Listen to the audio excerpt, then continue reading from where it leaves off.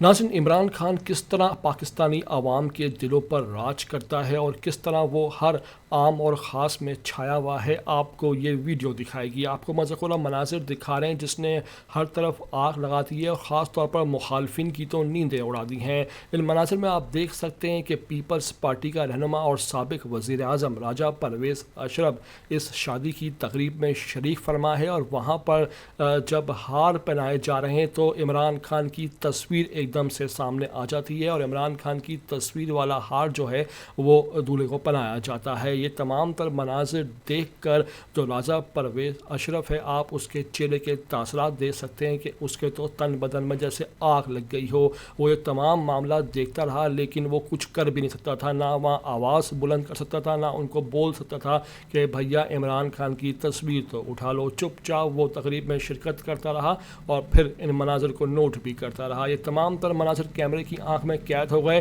जो तेज़ी से इंटरनेट पर वायरल देखे जा रहे हैं। आपको मुकम्मल वीडियो आखिर तक दिखाएंगे। साथ आपसे रिक्वेस्ट करेंगे, चैनल पर नए आए हो तो लाजमी से इसको सब्सक्राइब कर लो, लाइक करो, शेयर करो और कमेंट करके हमें अपनी कीमती राय से आगाह भी किया करो।